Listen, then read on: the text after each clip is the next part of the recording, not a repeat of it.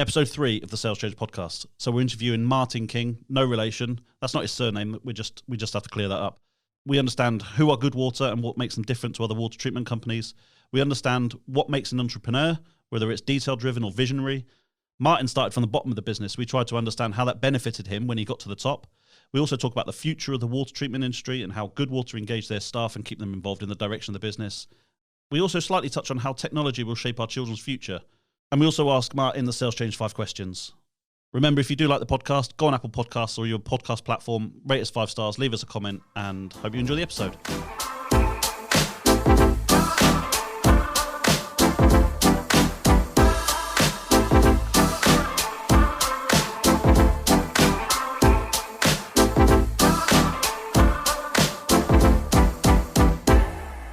Welcome to the SalesChange Podcast, Martin. So, you manage Goodwater. Tell me about Goodwater. Well, we were founded in 1988 by my recently retired boss to be a good water treatment company. The majority of the businesses around that time, so I'm told, were not. We provide specialist services to the building services sector in the main, and also to some end user clients, and most of our work is business to business. We're very much invested in our people. We consider our people to be our biggest asset. For me, the old adage that people buy from people still remains current today, even though there's an awful lot of online shopping that people indulge in. We've a turnover in excess of 4.5 million. We employ around about 50 staff. We're UK based. We operate nationally. The majority of our business, however, is in the southeast and London. We're involved from the design and concept stage of construction all the way through to the actual building going up, through to maintenance, and then when the building's demolished and restarted. A lot of our business is built around long-term contracts, and that's given us the stability to be where we are today. And you're a very unique guest on the podcast because you are my former boss. That's right. So what makes your company different within your industry? What's so special about Goodwater that is completely different from any other company that's in the water treatment industry? I think for me, the biggest thing is that we're not just about the sale. We're about giving the right solution and the right advice to our clients. Experience has told us that if we do that, that builds trust. And when we've built the trust in our clients, then we tend to find that the sale follows quite easily afterwards. We don't have to sell it. They trust us. I think that's the key in business-to-business selling, building the relationship. And we were having a chat with yesterday with Employ, who are recruitment specialists. I think building the relationship and understanding somebody else's business is important because it breeds trust and it shows integrity.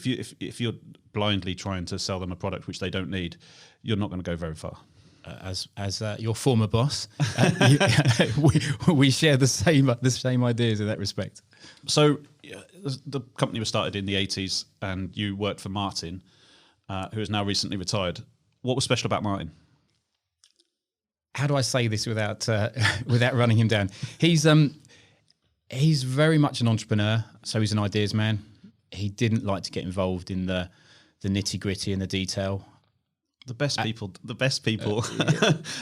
avoid the detail and are, how do I say this, unique in their ability to get people to do what they want without actually doing it themselves. I disagree. Really? I think you need both. You need both. You can have all the ideas in the world, but if somebody doesn't bring those to life, what's the point of having the ideas? And that's what I mean. You need somebody to bring them to life. It doesn't necessarily have to be the person who's got the ideas. If you can get somebody to do what you want them to do, then then you can become successful. I agree. I agree. It just needs a good mix. Yes. So you've grown from the heady days in the 80s to around 4.5 million. What would you attribute that to? Our model has been sustainable growth. We're not a get rich quick type of business. We've tried to make it very steady. We've been able to try and support what we do through some investment. Now Martin's retired, the investment can be a bit more. But yeah, we've not taken any silly risks. And what's been the biggest struggle over the last, is it 30 years, 40 years? There's been a number of struggles. Have they been all people-based, or has it been financially based, or is it, because we've gone through, 2 recessions in that period? I think possibly even 3. 3, yeah. So is it the people that have been a struggle to manage, or has it been the finances, or has it been the industry as a whole? I think it's a bit of everything. I mean, people don't know water treatment from the outside.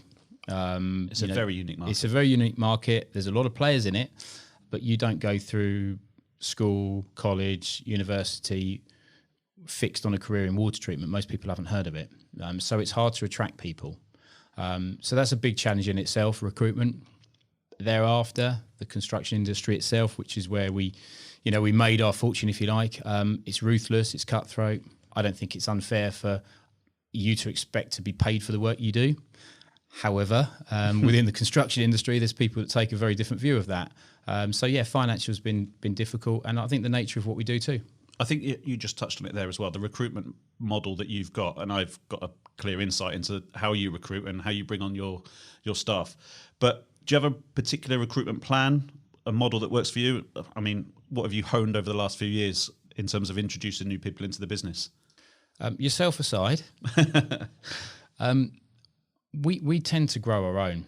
We've had probably our greatest success from bringing people in at the bottom, giving them experience throughout the whole business, what we do, and giving them license to express themselves and find the right position for them. And you know that because you've worked with us. Yeah, we've had some degrees of success with recruiting, if you like, the finished product.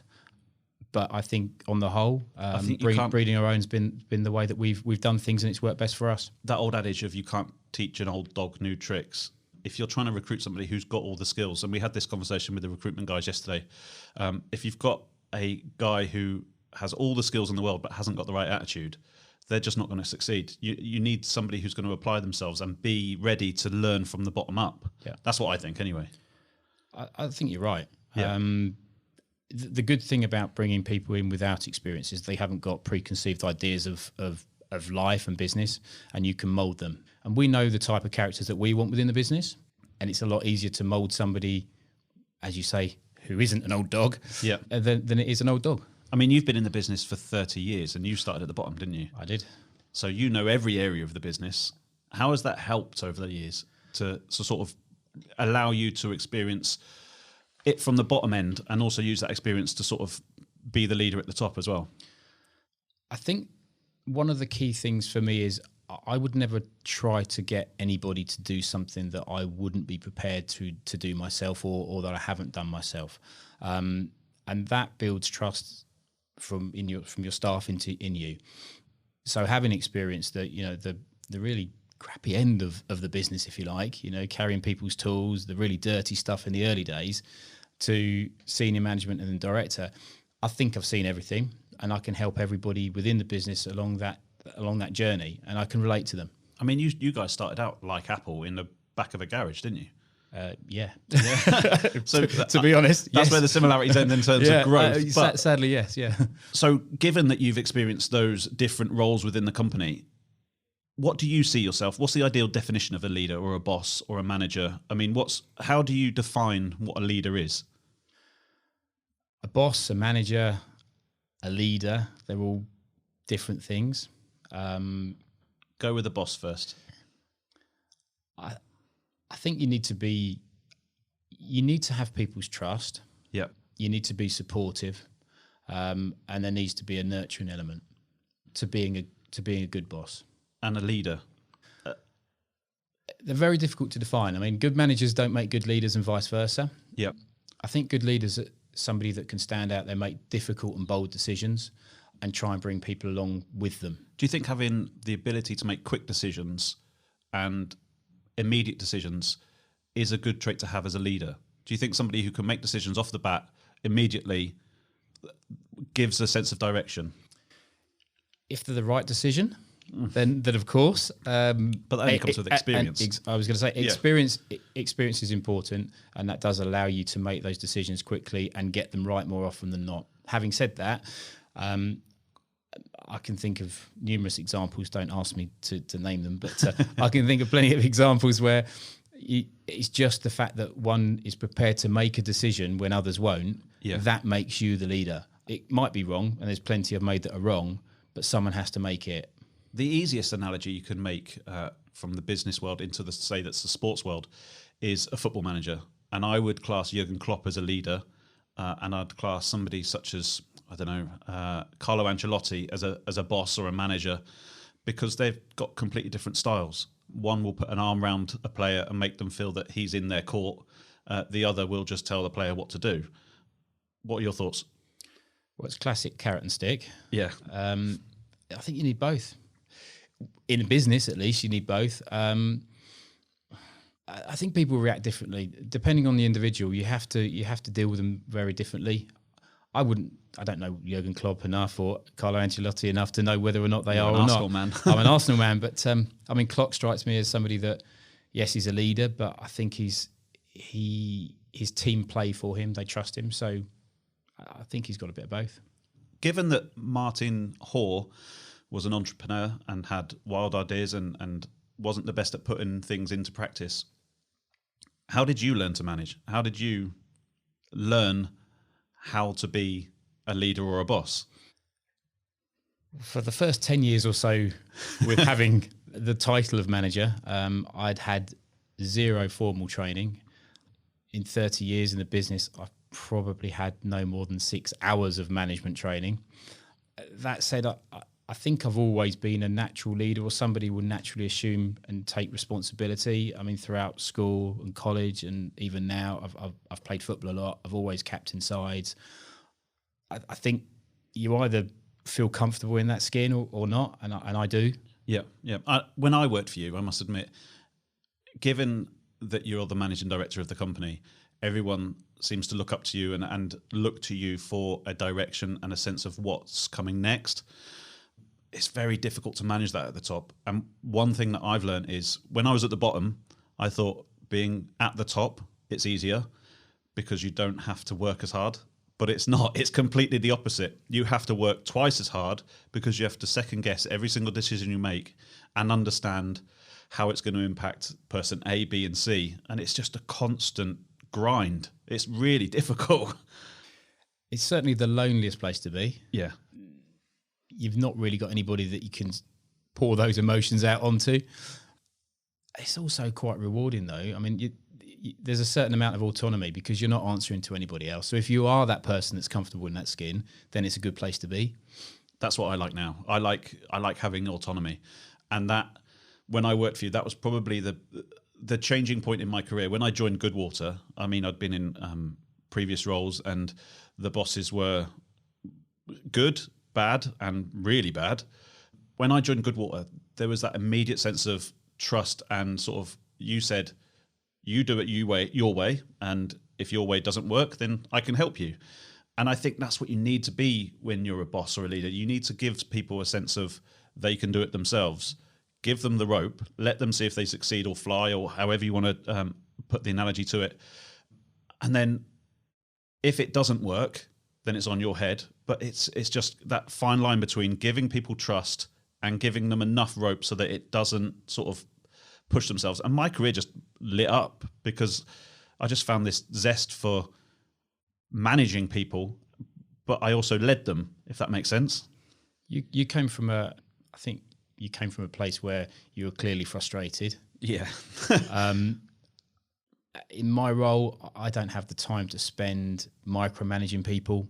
I don't like micromanaging people because that puts a lot of pressure on you personally. So when you came in, it was a good fit at the time. I think it's important to let people have space. It's important to not stifle people. More often than not, if you've made the right decision in the first place, the right appointment in the first place, people surprise you. They're a lot more capable than they think they are. And you get an awful lot more back from them when they're allowed to express themselves and have freedom, etc. And it's the same as, I mean, you've got kids. It's no different bringing kids up. You need to let them make mistakes. Yep. You need to encourage them to keep trying to learn and make those mistakes and accept that will happen. I mean, when I joined Goodwater, one thing that really not interested me, but I'd done it before, but not to the scale that you'd done, was psychometric profiling. And when I had the interview, the final stage of the interview was a psychometric profile, and it was done on the discovery basis. What do you think of those? I think they were scarily accurate. I think we need to be careful not to pigeonhole people because of what they say. As I said earlier, businesses need all types of different people. Yeah. So, whether it's a psychometric of insight type where you come out as a certain color. Don't pigeonhole them, because you need supportive people, you need people good with detail, you need inspirational people, you need people that are good leaders. I think they're a really good basis for a conversation to have with people. What I found was, I've got my psychometric profile, and on a later podcast, we've got a guest from the Colourworks who actually do the insights discovery profiles. But within Goodwater, let's say, my psychometric profile was very similar to another person's psychometric profile, but we were in completely different roles.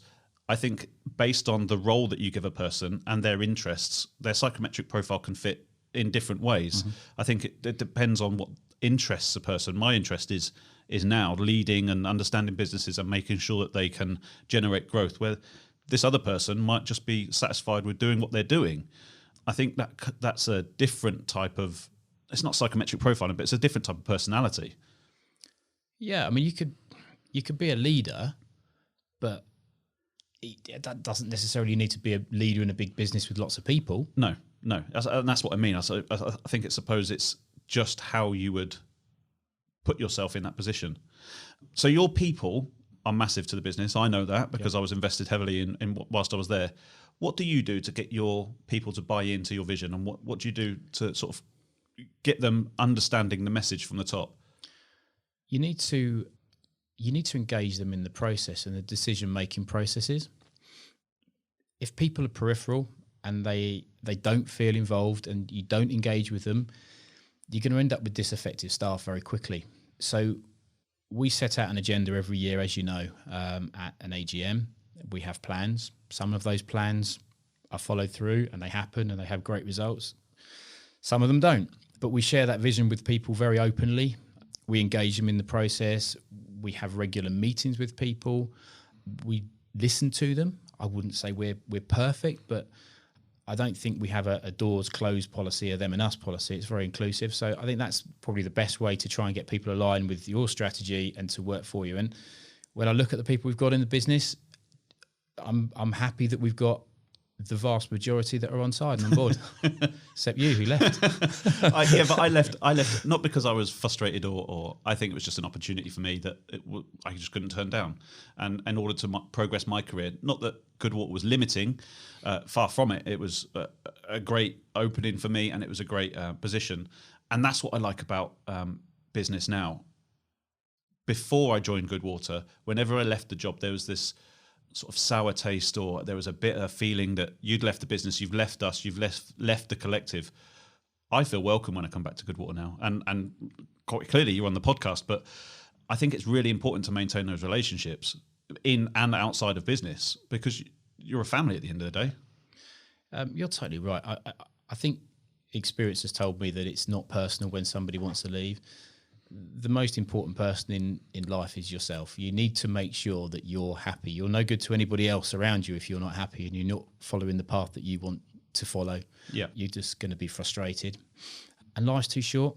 I think somebody told me once that, never shit on people on the way up because they're just the same people that you're going to need on the way back down again. And it's true. And, you're a good example. I can think of others that people have left. Some people have left under not great circumstances that still I'd have a pint with, and that's important to me. You've got to be able to look yourself in the mirror. You've got to do what's right for the business and for yourself and for other people. And just because someone leaves doesn't mean they're a bad person. And that's what I think.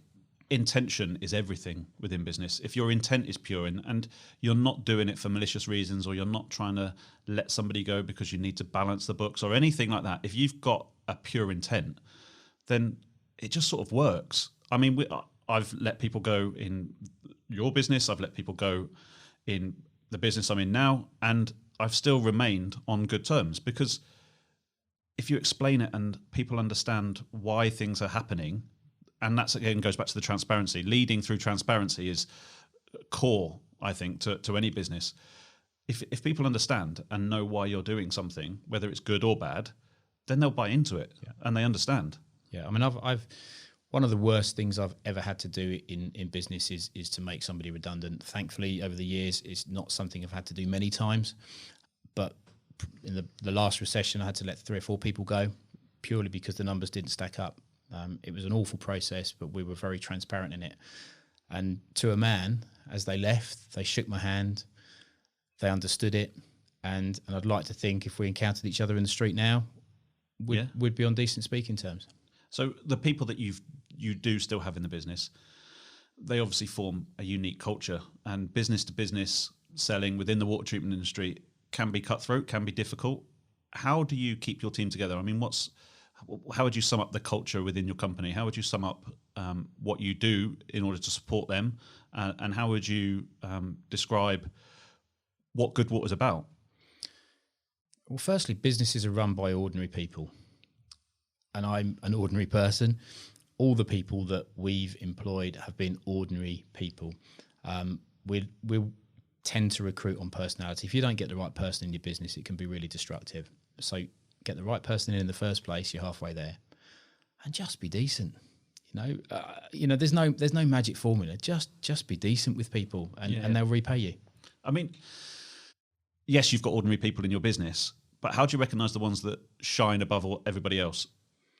Well, we run we have an appraisal system, a performance management system, which is it's very integral to what we do. It's clear, it's unambiguous of what we expect from people, but it's very much behaviour based. So when people have good behaviours, generally speaking, they perform, and when they perform well, they rank high. Yeah. And during our annual review process, we recognise the real standout people. Now, over the years, some people who you wouldn't expect to rise have done fantastically well. In fact, the person who was our last outstanding achievement winner was at some points could easily have left the business. Things didn't go well. So giving people sort of clear opportunities, places they can move to if things aren't working out, that's all part of it. But yeah, recognition, I think, is a key thing. Every year we bonus people on merit. I think it's important to have a meritocracy, and that's what that's what we have. Where do you see the water treatment industry in, let's say, next 5 to 10 years? Where is it going? Where would I like it to go, or where is it going? Both. I would like it to have some more stringent control.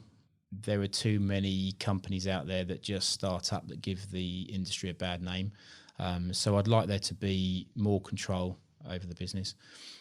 We're obviously heavily invested in Legionella prevention, so I would dread for there to be a cure for Legionella, although it would be nice, I guess. I think business in general, it doesn't matter if it's just our business, but in general, I think connectivity, digitization, communication, that's going to be key in future. But I don't think you're ever going to completely get rid of people. They're going to be needed in every business. So whilst technology is going to be a big player, people are still going to be the most important thing. Yeah, I agree. And I was having a conversation yesterday. 50% of the jobs in 5 to 10 years' time don't exist now. Where do you see those jobs coming? Not just for the water treatment industry, but in general. Where are those jobs? If you could look into a crystal ball and say, this is going to happen, where would you say it's going? Couch that slightly differently. I've got 2 young kids, a 9 and a 6-year-old. So the jobs that we're talking about, the 50%, they don't exist. How do you prepare a child for the future, which is how I'm looking at it? I have no idea. I guess you look at the jobs that have to exist. Does that scare you as a parent? Yes. Yeah. I mean, the only thing as a parent you can do is you can make your children as rounded, as confident as possible. Help steer them into industries that perhaps do exist. Yeah. Legal, medicine, science and tech. I mean, my parents tried to avoid me getting involved with computers and limited the amount of time that I had in front of a screen. I don't want you to give parent advice on the podcast, but is that something that was instilled in you? Is it something that you do? Is it something that, because it's a fine line, knowing that our children are going to have they're literally going to live their lives through the medium of the internet or the screens. Do you limit the time, or is it something that's not an afterthought, but a thought in your head that actually they do need this exposure, but I also want to rein it in a little bit? Absolutely. I mean, it's different from my experience. I mean, computers back then, 30, 40 plus years ago weren't really what they are now. I do limit my kids' screen time, not because I don't want them to use screens, but because I don't want them to become couch potatoes. I want them to be active. I've always done sport. My wife is very into sport. You've done sport. It plays a big part of the moulding of an individual is to be involved in team games and individual pursuits. And if they're fit and healthy, that does tend to lead to somebody that's also going to be good in the workplace. So I limit them so that they don't become physically lazy. And is it to do with the social ability as well? I find I work as a mentor as well, and I find that the social skills can often be limited, and that's not a knock on the current generation, but I think because people are in front of screens and because they live their lives with tech speak, and this is a wide sweeping generalization, but I think I limit my kids on their devices, and that's mainly so that they have social interactions and they have actual interactions with real people. Because when you come into the employment world, I think being able to talk to somebody, look them face to face like we're doing now, and have a meaningful conversation is massively important. You may not know the job, you may not understand the job. There's that fake it till you make it element.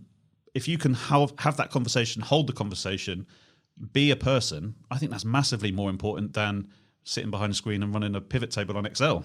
Yeah, I mean, just again, through the education system, just give them as much exposure to everything as you possibly can. For me, bring kids up in an adult environment is a good thing, because they learn to communicate with adults then, and limit the screen time just simply because you don't want them to become,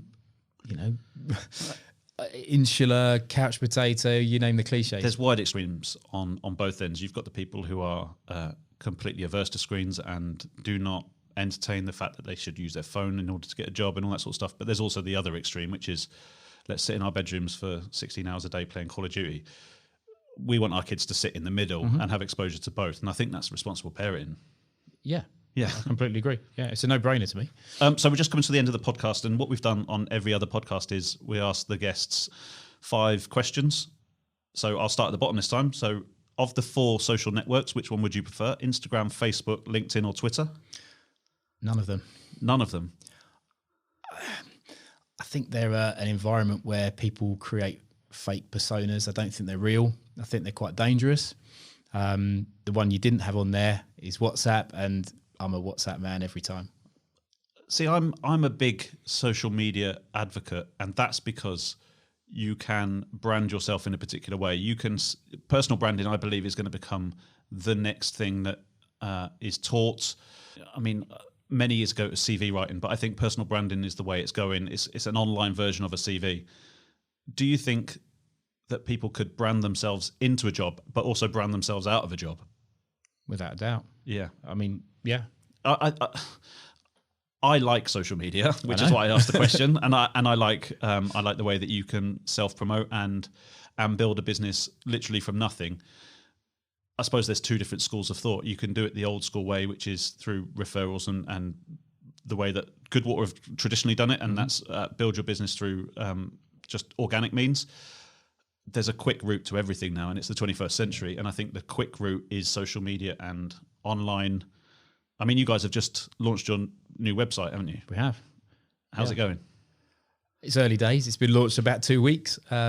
It's infinitely better than the other one. Yeah. The old one. It's got to move. It's got to be compatible with all devices. I mean, I'm no expert in web design.